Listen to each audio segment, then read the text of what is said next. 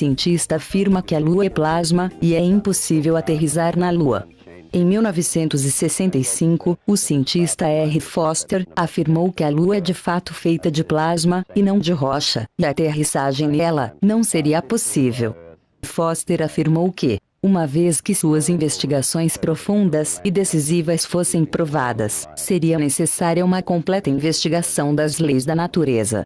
Na ABC, as informações sobre o cientista R. Foster limita-se à entrada no caderno de produção de 1965. Você vê, aqui está o senhor deputado Sanders, tão calmo e aparentemente imutável e ainda faz parte da minha nova concepção sobre a natureza do mundo. Esse mesmo mar, muitas vezes na história passada da nossa Terra, rolou sobre as superfícies das massas de terra, varrendo toda a vida e vegetação e, eventualmente, transformando novamente para sua antiga cama. Esta é a parte da teoria bíblica do dilúvio e da teoria das pessoas de outras raças. Ah, sim, esse evento real é o último, registrado em todas as escrituras sagradas de todas as antigas civilizações dos hindus, até a Bíblia. Antes de continuarmos com isso, você fez um número de previsões científicas, que você afirma ter se tornado realidade. Agora, quais são essas previsões e como você faz essa afirmação? Bem, elas são todos baseados na nova noção de que os princípios invariantes físicos da ciência contemporânea são inválidos, e afirmei isso primeiro em um manuscrito revisado na Austrália em 1954, e a validade desta declaração foi confirmada finalmente, no ano passado, em Princeton, quando o princípio da invariância de irreversão de tempo foi encontrado para ser inválido. Bem, quem aceita o fato de que você fez essas previsões com precisão? Os fatos são tais, inegáveis, e devem ser aceitos porque eles estão documentados e foi aceito, como em Oxford, a Universidade da Tasmânia, e também na Universidade Nacional. Os fatos como tais são aceitos, mas as explicações das novas visões ainda não são. Você quer dizer que você rejeita todos os princípios básicos da ciência, estabelecido desde os dias de Aristóteles?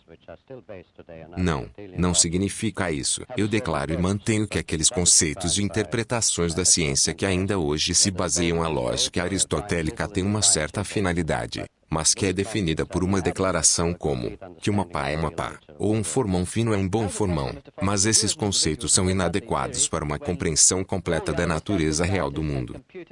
Como é possível, Sr. Foster, que você como indivíduo pode elaborar essas teorias quando todos os outros cientistas estabelecidos têm computadores e todo o dinheiro dos governos por trás deles e ainda aparentemente eles não podem? Bem, eu não afirmo que isso se deve a meu próprio intelecto ou discernimento. Tenho estado profundamente interessado desde a juventude na verdadeira natureza do mundo, e eu mantive meus próprios pontos de vista e ideias. Mas há muitos anos, cerca de 14 anos atrás, quando eu estava desafiando um dos princípios convencionais fundamentais da ciência, eu tinha uma inspiração definitiva, não conhecimento como tal, mas uma indicação e uma orientação que eu segui e que eu trabalhei muito duro. Em seguida, evoluir para uma nova estrutura de entendimento. Inspirações relacionadas a pensamentos de gênio. Você acha ou considera-se um gênio? Não, eu me considero uma humilde pessoa comum, que quer servir à humanidade, com o que nós homens lutamos desde o início da consciência com verdade e compreensão do mundo. Bem, agora uma coisa. Você tem uma teoria sobre a Lua, e que nós esperamos obter fatos observáveis sobre a Lua em breve. Qual é a sua teoria? Bem, é agora mais do que esta teoria. 10 ou 11 anos atrás eu disse a vários cientistas que a Lua não é um pedaço de rocha, mas é um plasma, um fenômeno de plasma cósmico, e que esse fato acabará sendo confirmado. Eu fiz certas previsões que já foram confirmadas em 1958. E a situação agora está chegando perto de uma confirmação completa. Qual será o resultado se você provar que está correto em suas teorias? O resultado será profundo e decisivo, porque dará provas de que o reexame completo das leis da natureza é necessário, porque se a Lua é um plasma que nenhum homem jamais aterrissará nela, As tentativas de aterrissagem suave falharão. Isso significa que a massa da Lua é menos, muito menos do que é atualmente assumido. Está em um estado diferente de energia e tem muito menos massa. Isso significa que não há mais explicação para as marés. Se a Lua, por exemplo, tivesse apenas uma milésima parte de sua massa atual, em seguida, as marés seriam apenas 2 centímetros de altura pelas teorias convencionais, em vez de chegar até 14 pés, e isso significa plasma que todas as teorias gravitacionais estão fora, e o novo conceito do cosmos e de suas leis tem que ser evoluído. Você não está sendo um pouco aventureiro, sabe lá, porque vamos poder testar suas teorias na Lua em breve. Bem, não mais. 11 anos atrás, é claro que estava correndo um risco. Eu era considerado um lunático, claro. Mas agora a evidência acumulada, já é muito a meu favor que eu não estou mais correndo riscos. Pelo contrário, há opiniões científicas expressas em todo o mundo agora que a Lua parece ter uma natureza bastante diferente do que foi assumido. Os americanos e russos estão pensando em pousar homens na Lua. Bem, isso nunca vai acontecer. Não na Lua, em Marte, Vênus e outros planetas. Mas a Lua é definitivamente, como eu disse, um plasma. Não há uma ligeira contradição. Você mencionou a Lua e os marés, Sr. Foster. E na primeira parte da entrevista você falou sobre os marés que varrem a Terra.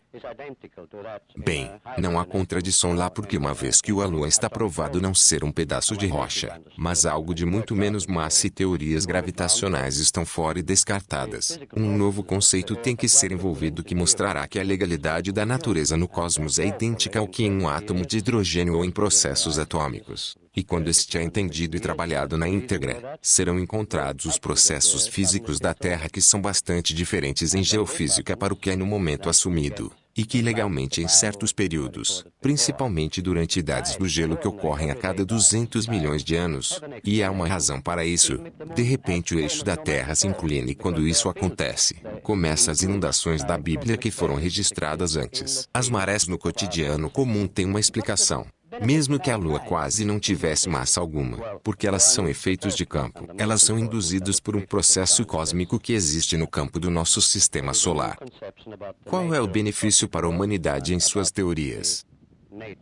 Bem, o primeiro, e o mais importante ao meu ver, que é uma nova concepção sobre a natureza do mundo cósmico, e sobre a natureza e a veracidade da consciência, e da moralidade. No momento, temos uma contradição ousada nas afirmações da ciência fundamental. Os cientistas afirmam que eles são completamente desinibidos em sua busca da verdade, que eles são completamente desinibidos em seus pronunciamentos e o que eles produzem para a humanidade fora de seu conhecimento ou compreensão, significa que o homem pode usar de acordo com sua natureza moral. Se o cientista produz um aparelho de televisão ou carro a jato, motor a jato ou a bomba H, e em seguida, usá-la de acordo com sua natureza humana. No entanto, os mesmos processos de dialética, a ciência também declara que a moralidade, conceito da natureza moral do homem, é uma ilusão traço que é meramente behaviorismo, ou algo devido a reflexos condicionados, ou para adquirir instintos. E isso, é claro, é uma contradição que deve ser resolvida e deve sair e será encontrada como consequência. O que eu tive o privilégio de ver e experimentar em minha mente, que há uma lei moral no universo em que participamos e somos vinculados, e que é decisivo para o nosso futuro. Agora nos aspectos práticos, quando é entendido que as leis geofísicas são bastante diferentes, e que a inclinação da Terra ocorreu no passado, e vai ocorrer novamente, se a nova visão é elaborada, e eu não vou viver muito o suficiente para fazer isso, será entendido que a velocidade da luz não é uma constante universal, como diz a base da ciência. Isso pode mudar e que talvez 50 anos antes da próxima inundação, haverá um aumento na velocidade da luz. E se os cientistas descobrirem por que e como, haverá tempo para avisar a humanidade para se preparar. Em vez de construir abrigos contra bombas atômicas e bombas de hidrogênio por milhões de dólares, teremos que construir provisões para tornar a humanidade flutuante e sobreviver a esta crise. Então voltamos ao antigo conceito. Essa verdade é a orientação, a esperança e a diretriz e que os homens devem se esforçar para entender e conhecer a verdadeira natureza do mundo.